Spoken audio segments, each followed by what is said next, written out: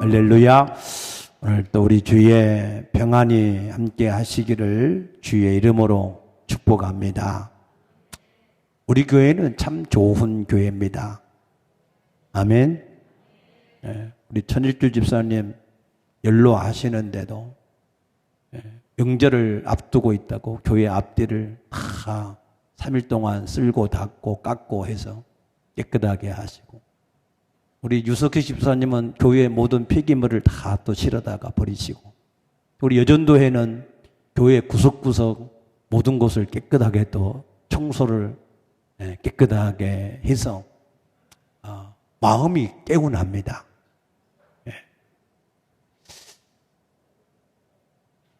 청소를 구석구석 성전을 깨끗하게 하니까 그냥 생각만 해도 마음이 개운해지는 그런 마음이 드는데, 그런데 그때 문득 이런 생각이 들어요.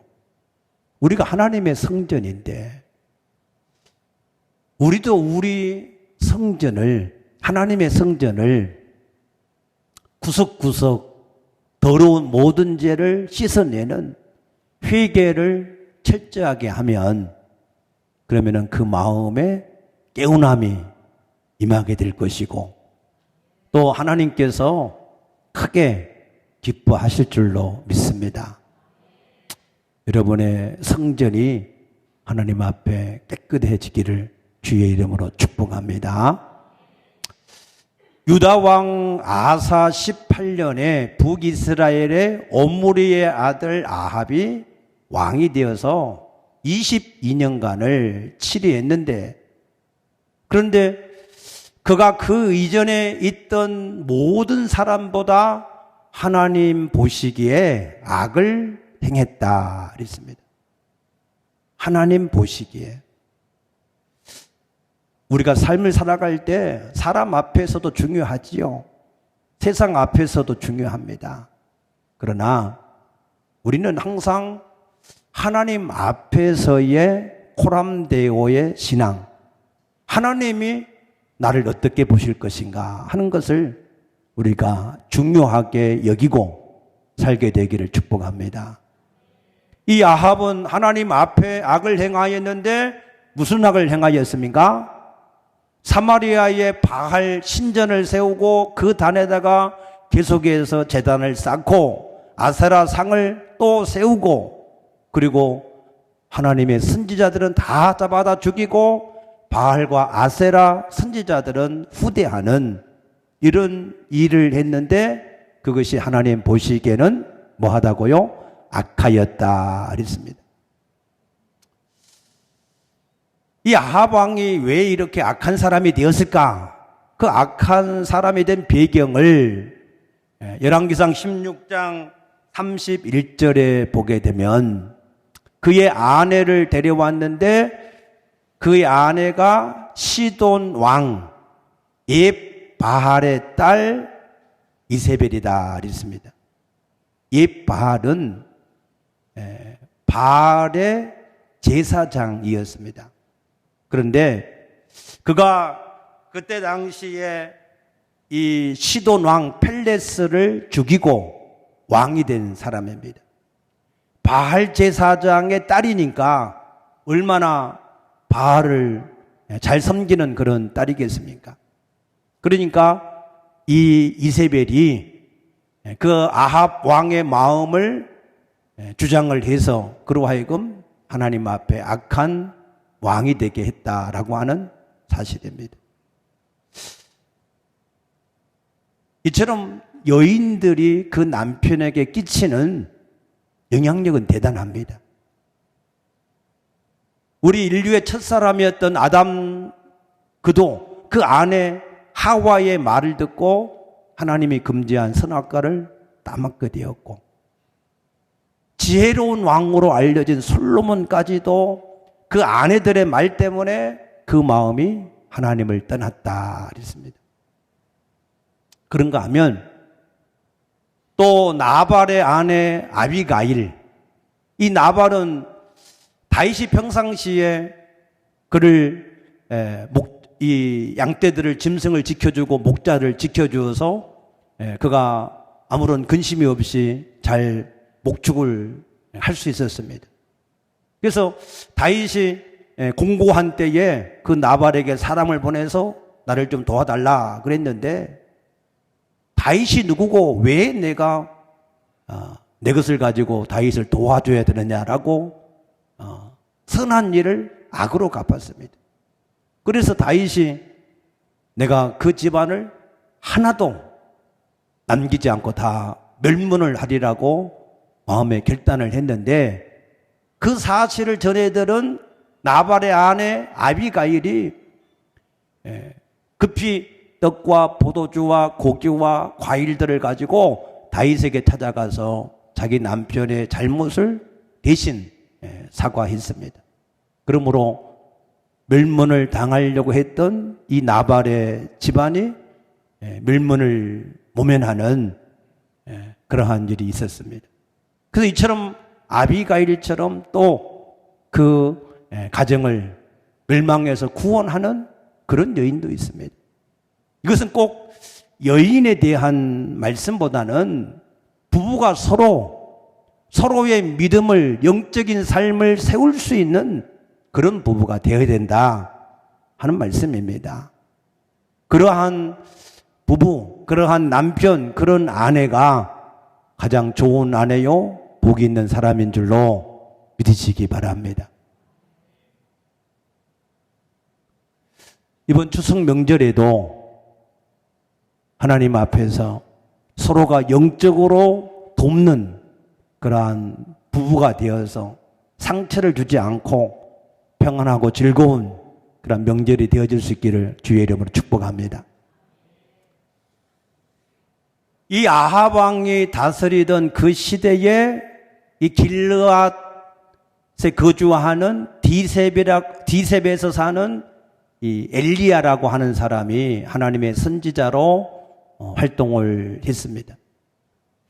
이 엘리야는 하나님의 말씀에 의지해서 기도하면 그 땅에 3년 반 동안 비나 우로가 내리지 않게 하기도 하고 또 기도하면 그 땅에 다시 비를 내리게 하는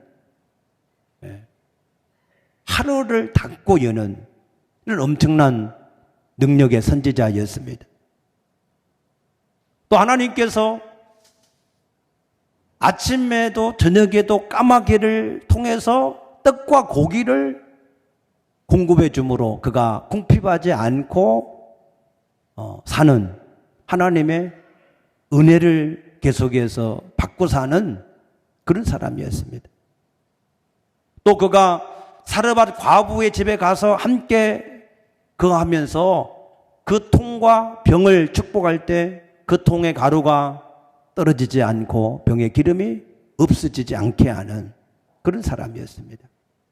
또 그 사르밧 과부의 아들이 병들어 죽었을 때 그를 위해서 기도하면 그 혼이, 몸을 떠났던 혼이 다시 몸으로 돌아와서 살아나는 놀라운 역사도 일으키는 하나님의 사람이었습니다. 여러분, 우리가 하나님의 말씀에 의지해서 기도하면 무엇이든지 응답되는 줄로 믿으시기 바랍니다. 요한일서 5장 14절에 우리의 가진 바 담대한 것이 이것이니 우리가 무엇이든지 그의 뜻대로 구하면 하나님이 들으시고 응답을 하신다 그랬습니다. 우리가 주와 복음을 위해서 살아가면 하나님께서 우리를 책임져 주시는 줄로 믿으시기 바랍니다. 그 하나님의 사람을 돕는 이 사렙다 과부에게도 하나님이 그 모든 삶 속에서 부족함이 없게 하신 줄로 믿습니다. 여러분,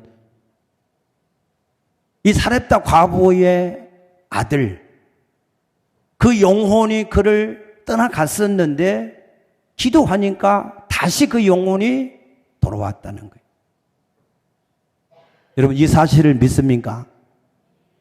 우리 몸은 육체가 있고 영혼이 분명히 따로 구별되는 것을 믿으시기 바랍니다. 누가복음 12장 20절에 보게 되면은 예수님이 어리석은 한 부자에게 말하기를 오늘 밤에 내가 내 영혼을 찾으면 이라고 하는 말씀이 있습니다. 하나님은 우리에게 그 영혼을 주시어서 생명을 우리가 얻게 하기도 하시고 그 영혼을 불러가서 하나님이 우리 몸의 육체를 또한 죽게도 하시는 하나님됨을 깨닫게 되시기 바랍니다. 여러분, 하나님 앞에서 우리의 육체보다 우리 영혼이 우리 인간의 본질이요, 우리 인간의 전부라고 해도 과언이 아닌 줄로 믿습니다. 여러분이 여러분의 영혼을 사랑하고 잘되게 하고 복 있게 하게 되시기를 주의 이름으로 축복합니다. 뿐만 아니라 이 엘리야는 갈멜산에서 제단을 쌓고 기도할 때 하늘에서 불이 내렸어요. 그 재물을 다 태웠습니다. 그리고 바알의 선지자 450명을 기손 시내까지 데려가서 한 번에 다 죽이는 그러한 놀라운 역사도 있었습니다. 이 정도면은 하나님의 은혜와 능력을 정말로 다 체험을 한 그런 이 사람입니다. 우리의 신앙도 세상을 이길 수 있는 신앙이 되려고 그러면은 세 가지의 영적인 체험이 있어야 됩니다. 첫째는 하나님의 말씀을 옛날 이야기로 대하는 것이 아니라 지금 살아 계셔서 그 말씀을 성취해가는 하나님으로, 인격적인 하나님으로 만날 수 있게 되기를 축복합니다. 하나님의 말씀을 인격적으로 살아계신 하나님으로 만나는 은혜가 있어야, 그래야 성경이 재밌고 성경이 힘이 되고 은혜가 되고 그 말씀이 생명과 나를 구원하는 말씀이 될 줄로 믿습니다. 두 번째는 우리가 주와 복음을 위해서 살아갈 때 하나님께서 나를 인도해 가시며 보호해 가신다. 우리는 무지하고 연약하여 잘 알지 못하여 어리석게 행하지만 하나님이 우리를 보호하시고 인도해 가신다 하는 사실을 우리가 경험할 수 있게 되기를 축복합니다. 세 번째는 우리가 그 하나님만 의지하여 기도할 때 하나님께서 우리의 기도를 응답해 가신다 하는 사실을 경험할 수 있게 되기를 축복합니다. 이 세 가지 은혜가 우리에게 있으면 우리가 어떤 세상을 만난다 할지라도 거기에 휘둘리지 않고 거기에 쌓이지 아니하고 우리가 세상을 이기는 사람이 될 줄로 믿습니다. 그런데 이 엘리야가 그런 놀라운 경험을 많이 한 엘리야, 대단하잖아요. 하늘에서 불도 내리고 비도 내리고 그 450명을 한꺼번에 다 죽일 수 있는 그런 놀라운 일을 행했는데, 그런 엘리야가 이세벨이 보낸 사자의 말을 듣고 자기 생명의 두려움을 느끼고 브엘세바로 도망가서 한 노뎀나무 아래 앉아서 주여 이제 내가 조카오니 나를 죽여 주옵소서라고 낙심해서 죽음을 자초하는 그러한 이 모습을 볼 수 있습니다. 그럴 수도 있겠죠. 이세벨이 무슨 말을 전했느냐 하면, 내가 바알의 선지자를 죽인 것처럼 내가 내일 이맘때까지 반드시 너를 죽이겠다라고 하는 협박을 들었으니 얼마나 두렵겠습니까?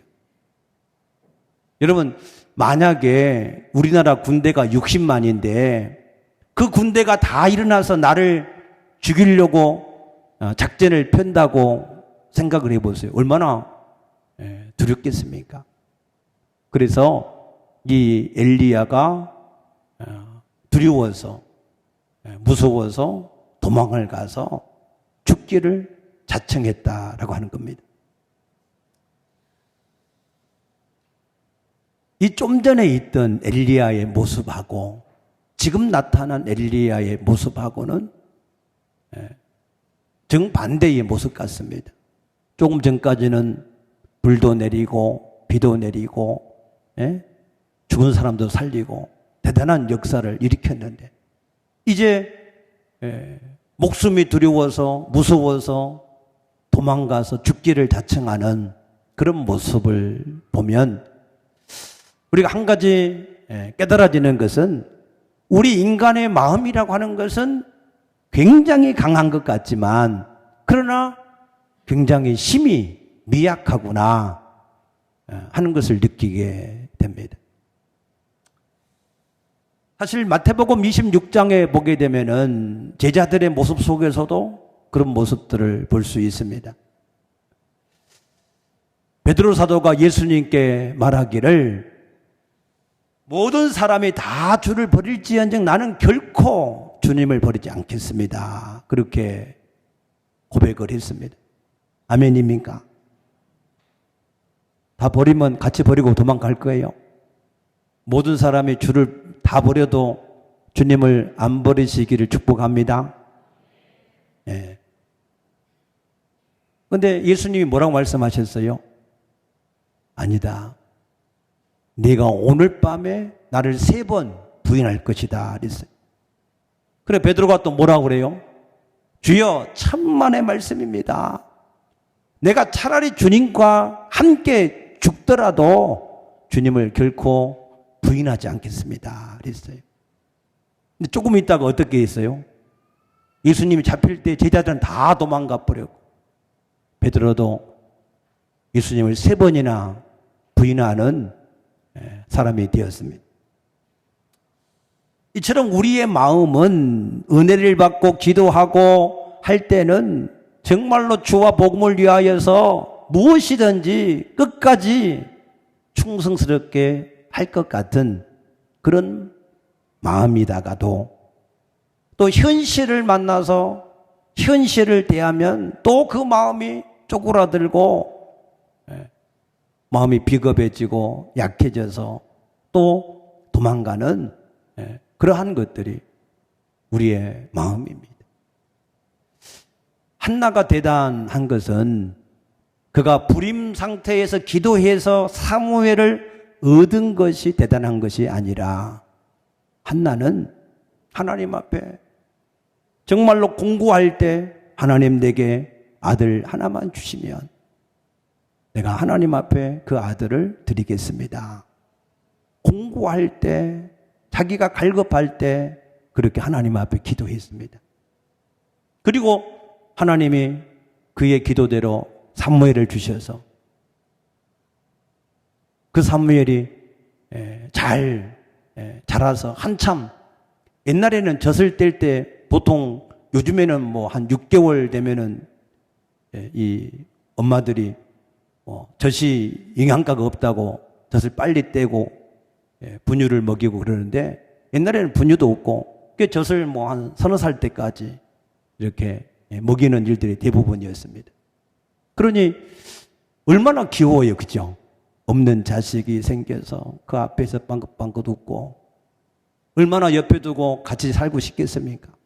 그럼에도 불구하고 이 한나는 하나님 앞에 약속한 그 약속대로 젖을 떼자마자 이 사무엘을 하나님 앞에 드렸다 그랬습니다. 그럴 때 하나님은 그 한나를 사랑하시고 축복하셔서 3 아들을 더 주시고 2 딸도 함께 더해 주신 줄로 믿으시기 바랍니다. 하나님은 우리 마음의 중심을, 우리 마음을 보고 계시잖아요.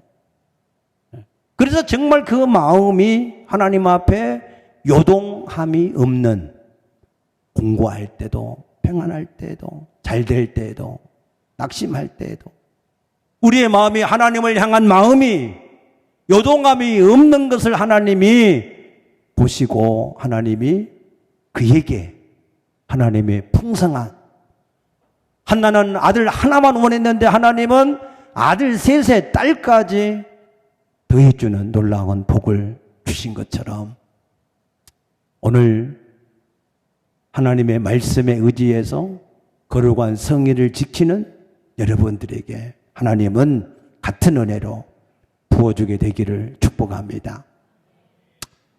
여러분의 심지가 견고할 수 있게 되기를 축복합니다. 그런데 대부분의 사람들은 그렇지를 못하고 엘리야처럼 대단한 열심을 가지고 하나님을 끝까지 잘 섬기려고 하는 것처럼 하다가도 하루아침에 사람이나 물질이나 환경에 의해서 그 마음을 잃어버리는 그런 경우들이 많이 있습니다. 그때 하나님은 이 하나님의 산으로 불려지는 호렙산으로 이 엘리야를 부르셨습니다. 그래서 엘리야가 40주 40야를 달려서 그 하나님의 산 호렙산에 이르러서 여기 오늘 9절에 보면은 엘리야가 그곳 굴에 들어가 거기서 머물렀다 그랬습니다. 그곳 굴, 이 그곳 굴이라고 하는 것은 한메아라고 하는 단어를 썼는데 이 메아라고 하는 이 단어 앞에 하라고 하는 정관사를 붙였습니다. 그러면 이 지금 시나이 반도에 있는 이 산들은 거기에 굴들이 여기저기 많이 있습니다.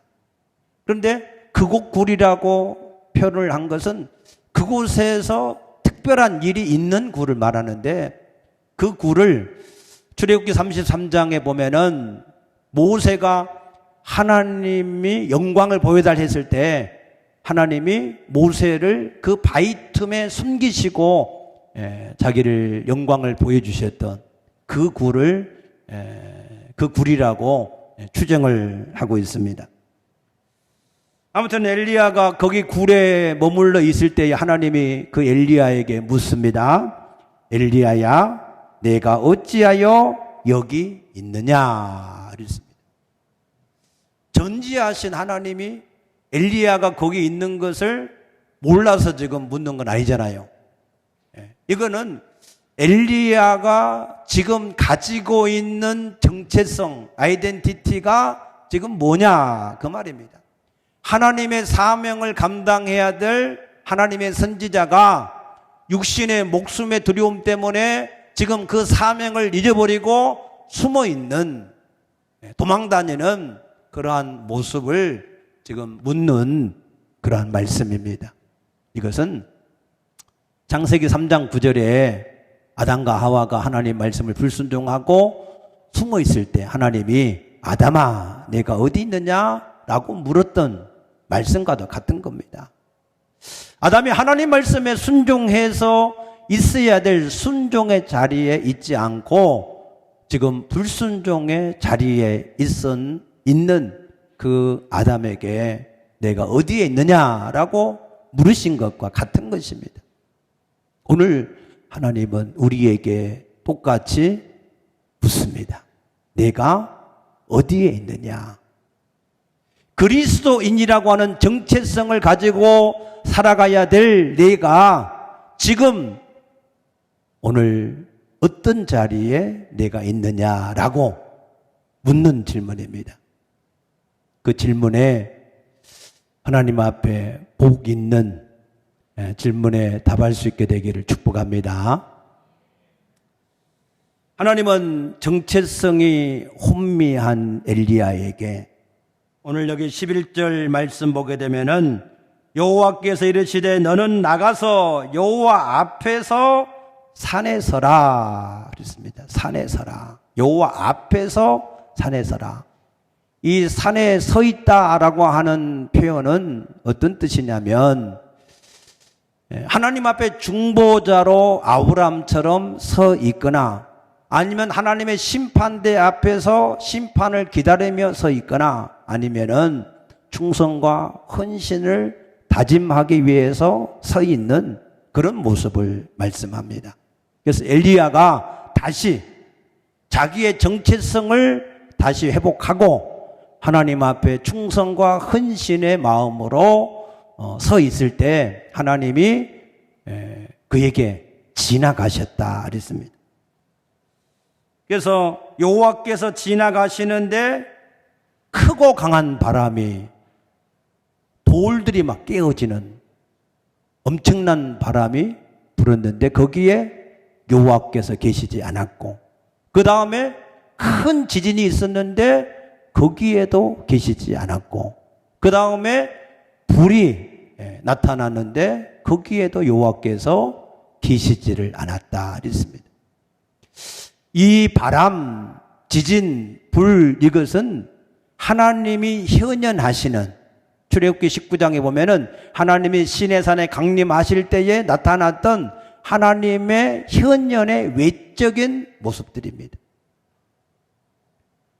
그런데 이런 것으로 인하여서 우리가 놀랍고 두려워할 수는 있지만, 그러나 우리 인간의 마음을 주장하고 다스려 가지는 못합니다. 그거는 그냥 외적인 하나의 기적적인 그런 현상입니다.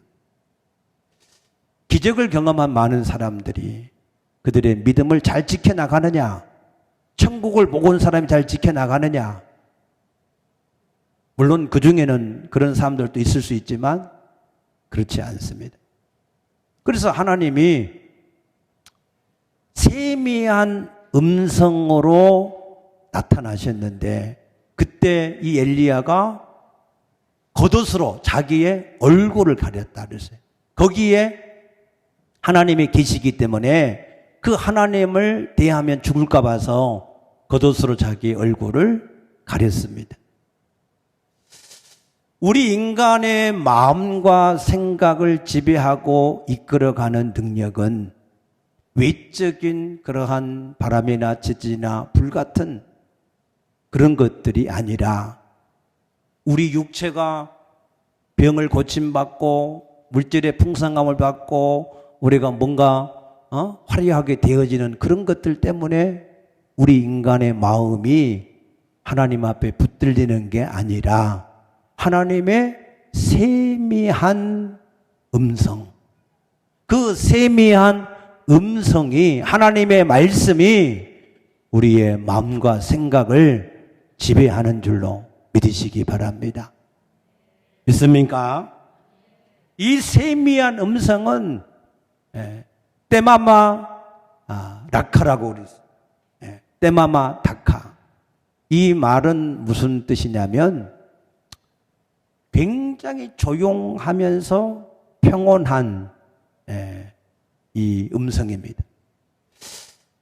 바늘을 땅에 떨어뜨리면 소리가 납니까 안 납니까?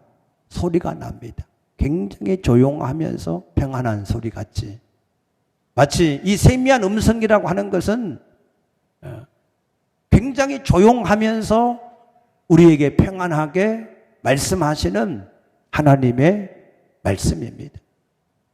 우리 인간의 마음이 이 세미한 음성에 붙들린 바 되어질 때 우리는 비로소 다시 새 힘을 얻고 세상을 향하여서 담대하게 살아갈 수 있는 능력을 얻게 되는 줄로 믿습니다. 시편 119편 11절에 보게 되면은 청년이 범죄하지 않기 위하여서 한 일이 하나님의 말씀을 그 마음에 두었다 그랬습니다. 잠언 4장 23절에 무릇 지킬 만한 것보다 내 마음을 지켜라, 생명의 근원이 이에서 난다 하시면서 그 마음을 지키는 것은 다른 것이 아니라 내 말에 귀를 기울이고 내 말을 너희가 들어야, 그래야 너 마음을 지킬 수 있다라고 말씀하십니다. 그러므로 우리 인간의 마음은 오직 살아있는 하나님의 세미한 말씀만이 우리의 마음을 붙들어서 세상을 이기게 하는 놀라운 능력이 되는 것을 믿으시기 바랍니다. 중요한 것은 하나님께서 이 엘리야에게 함께 하시며 인도하시며 말씀하신 것처럼 하나님은 지금도 우리에게 함께 하시며 인도해 가시며 말씀하시는 하나님됨을 깨닫게 되시기를 축복합니다. 이스라엘 백성들이 출애굽을 했을 때 그때 하나님은 민수기 9장 20절에 보게 되면은 이스라엘 백성들은 여호와의 명령을 따라 행하기도 하고 여호와의 명령을 따라 거기에서 머무르기도 했다 그랬습니다. 하나님의 명령을 따라서 그들이 이동도 하고 장막을 치기도 했다는 거예요.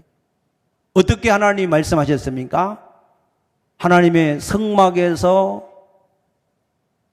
위에 떠 있는 그 구름이 움직이면 같이 행진하고 그 구름이 머물면 같이 거기에 머물렀다는 거예요. 하나님은 그 시대에는 하나님이 구름을 통해서 그들에게 말씀하셨다라고 말씀하시는 겁니다.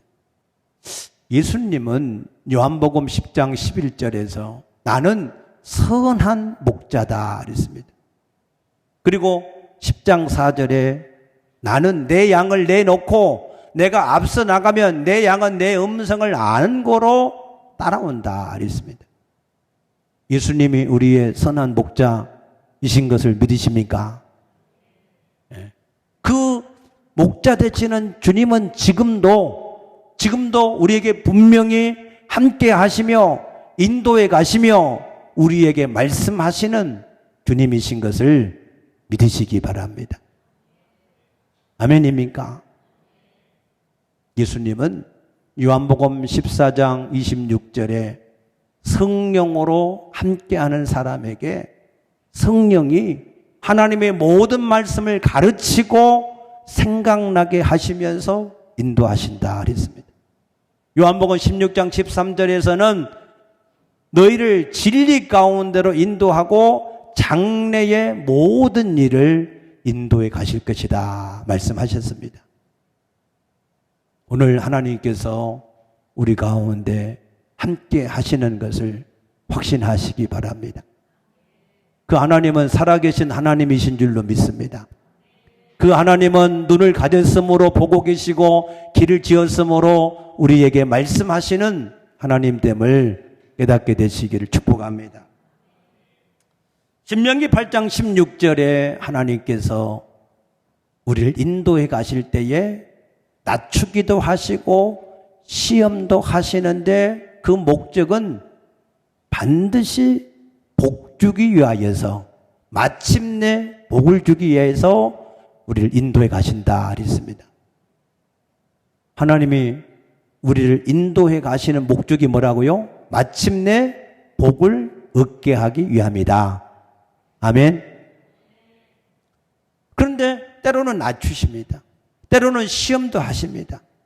그런데 이 하나님이 우리를 인도하실 때 마침내 복을 주려고 하는 것이 하나님의 목적인데 그 하나님께서 우리에게 어떤 데 복을 주시고 어떤 데 우리를 낮추시느냐, 그것은 잠언 1장 24절에 보게 되면 내가 불렀으나 너희가 듣기 싫어하였고 내가 손을 폈으나 돌아보는 자가 없었기 때문에 너희가 환난과 근심을 당할 때 내가 너를 돌아보지 않았다 그랬습니다.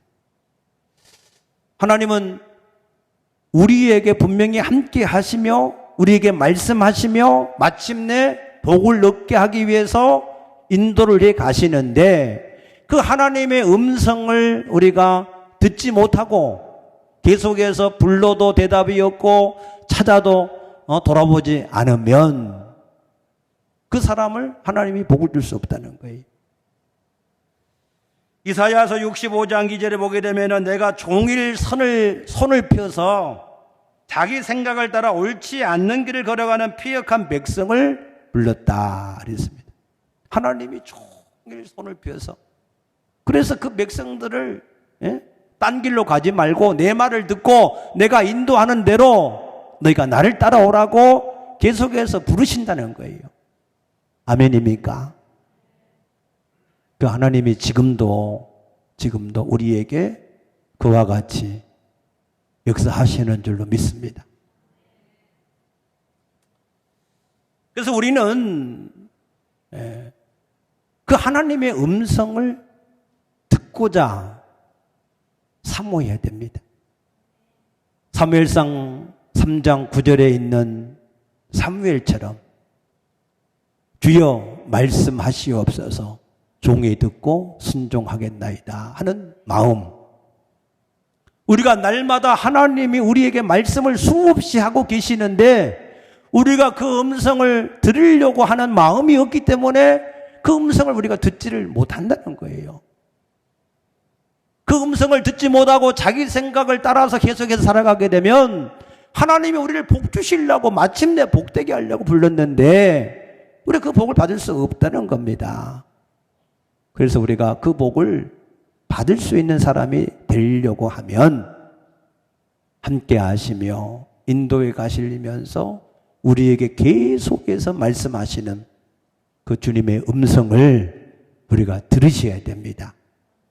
아멘입니까? 그 음성이 들려지기를 축복합니다. 저는 하나님의 음성을 수없이 많이 듣지만 몇 가지만 말씀을 드리면 저는 하나님을 인격적으로 만났을 때 제일 처음에 하나님이 내게 하신 말씀은 하나님이 살아계신 하나님이다. 아멘입니까? 저는 그때 처음으로 깜짝 놀랐어요. 하나님이 살아계신다. 이거는 하나님이 종교의 그냥 사람이 만든 신이 아니라 하나님이 살아계신 하나님이다. 살아계신 하나님. 그래서 열심히 사람들한테 만나기만 하면 사람들이 하나님이 살아계신 것을 모르기 때문에 하나님을 안 믿지, 하나님이 살아계신다는 것을 알기만 하면 왜 안 믿겠느냐, 그 생각에서 열심히 하나님의 살아계심을 증거를 했습니다. 그러다가 하나님이 두 번째로 내게 하신 말씀은 하나님의 마음에 합한 종이 되라 라고 하는 말씀으로 부르셨습니다. 소명을 받았습니다. 하나님 마음에 합한 종이 되어야 되겠다. 그런 말씀을 받고 하나님 마음에 합한 종이 되겠다 하는 생각을 가지고 헌신을 하게 되었습니다. 그래서 우리 친구인 김경호 장로하고 그때 둘이 청년 때에 너는 하나님 마음에 합한 장로가 되고 나는 하나님 마음에 합한 목회자가 되겠다. 혹시 둘이 하나님 마음에 합한 장로나 목사가 안 되면 서로 얘기를 해서 그래서 서로 하나님 마음에 합한 장로나 목사가 되자 하고 도원 결의는 아니지만 무학산 결의를 한 적이 있어요. 그리고 나서 하나님 앞에 이제 모든 직장도 그만두고 신학을 시작해야 되고 결혼도 해야 되고 여러 가지 하려고 하니까 막상 현실은 아무것도 없잖아, 그죠? 돈이 있어야 되고 뭔가 이게 준비가 돼 있어야 되는데 아무것도 뒷받침이 안 되니까 그래서 그런 이제 염려스러운 마음 때문에 기도를 했습니다. 그때 하나님이 세 번째로 하신 말씀이 너는 내가 아니하는 자니 두려워하지 말라라고 하는 말씀을 하셨습니다. 다시 말씀하시면 내가 순종하겠습니다 할 때 하나님은 똑같이 말씀하셨습니다. 그 말씀이 굉장히 지금까지 살아오면서 많은 힘이 됐어요. 신학을 할 때, 개척을 할 때, 건축을 할 때, 목회를 할 때, 이 교회를 유지하고 올 때 수없이 많은 좌절하고 싶을 정도의 어려운 일들이 얼마나 많이 있었겠습니까? 그때마다 하나님이 너는 내가 아니하는 자니 두려워하지 말라 하셨지. 그래, 하나님이 나를 아니해서 이것도 지나가게 하실 것이다. 믿습니까?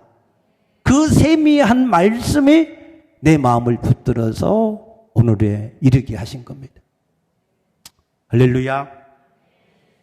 신학을 할 때는 로마서 7장 19절 말씀을 주셔서 내가 선을 행하기 원하지만 내가 그 선을 행하지 못하고 또 악으로 달려가는 우리 인간이 얼마나 죄에 대해서 무능한 것인가 하는 것을 깨닫게 해서 하나님이 은혜로 구원하시는 것을 깨닫게 하셨습니다. 네 번째로 개척을 하고 이제 40일 금식 기도를 할 때 그때 성경을 정독을 하면서 하나님 말씀을 봤는데 성경에 계속해서 하나님만 의지하라고 하는 말씀이 계속해서 눈에 들어오게 하시는 거예요. 그래서 처음에는 몰랐는데 하나님이 나에게 하나님만 의지하라고 말씀을 하시는구나 하는 것을 그때 깨닫고 그래서 그때 이후로는 사람이나 물질이나 환경을 의지하지 않고 하나님이 하시면 하나님께서 역사하시면 내가 모든 거 할 수 있다. 아멘입니까? 하나님만 의지하라고 하는 말씀이 모든 현실에 불가능한 것을 가능하게 하는 능력이 되었던 것을 경험합니다. 이 아파트 주변을 다니다 보면 아파트를 이렇게 쳐다보면 저들 속에 있는 저 영혼을 어떻게 구원할 수 있을까? 그들을 만날 수도 없고 그들을 찾아갈 수도 없고 도무지 불가능한 것 같은 정말 절벽이 앞에 있는 것 같은 생각이 들 때가 있습니다. 그때 하나님만 의지하라고 하신 말씀. 내가 하나님을 의지해서 기도하면 하나님은 영이시니까 시공간을 초월해서 하나님이 그 영혼들도 구원을 하실 줄로 믿는다. 믿습니까? 그런 이 말씀이 내 마음을 위로하고 세워간 것을 느끼게 됩니다. 다섯 번째로는 성전을 이제 땅을 사고 성전을 건축하고 설계를 하려고 그러는데 근데 몇십억이 들어가는 이 성전 건축을 얼마 안 되는 성도들을 함께 어떻게 이걸 할 건가? 도무지 불가능해요. 아무리 계산해도 계산이 안 나와요. 그래서 하나님 앞에 이 성전 건축을 정말로 해야 됩니까? 하고 기도할 때 하나님이 예레미야 33장 2절 3절 말씀을 주셨습니다. 일을 행하는 여호와 그 일을 지어 성취하는 여호와 그 이름을 여호와라 네가 이르시되 너는 내게 부르짖으라 내가 내게 응답하려니 내가 알지 못하는 크고 비밀한 일을 내게 보이시리라. 믿습니까? 일은 하나님이 하시더라고요. 할렐루야. 지금도 하나님이 주의 몸된 교회 머리가 되시어서 일을 이루어 가고 계시는 것을 믿으시기 바랍니다. 일을 하나님이 하시지 사람이 하는 게 아니더라고요. 우리는 자꾸 착각을 해요. 사람이 하는 줄로 착각해요. 그런데 하나님은요, 기가 막히게 하나님의 일을 하나님이 그때그때마다 하나님의 필요한 사람들을 보내셔서 일을 해 가시는 것을 늘 느끼게 됩니다. 여러분, 일은 하나님이 하시는 줄로 믿으시기 바랍니다. 요즘에 하나님이 내게 하시는 말씀은 하나님이 함께 하시며 인도하실 때의 세밀한 음성으로 인도해 가고 계시기 때문에 그 세밀한 음성을 듣고 순종을 하라라고 하는 말씀을 자꾸 하시는 것을 느낍니다. 그래서 오늘 제가 이 말씀도 증거를 하는 것입니다. 여러분, 분명하게 하나님이 함께 하십니까? 그 하나님이 인도하십니까? 그 하나님은 세미한 음성으로 우리를 인도해 가고 계시는 것을 여러분들이 확실하게 알게 되시기를 축복합니다. 그 말씀들이 여러분의 마음을 붙들고 있으면 세상에 어떠한 일을 당하여도 결코 거기에 눌리거나 휩싸이거나 거기에 두려워서 도망가지 않게 될 줄로 믿습니다. 이사야서 마지막 장 66장 2절에 하반절에 이렇게 말씀하셨습니다. 내 말을 듣고 뜨는 자, 그 사람은 내가 돌보시겠다. 아멘. 우리의 영혼이 하나님의 말씀을 듣고 그 말씀대로 순종하는 사람은 하나님이 반드시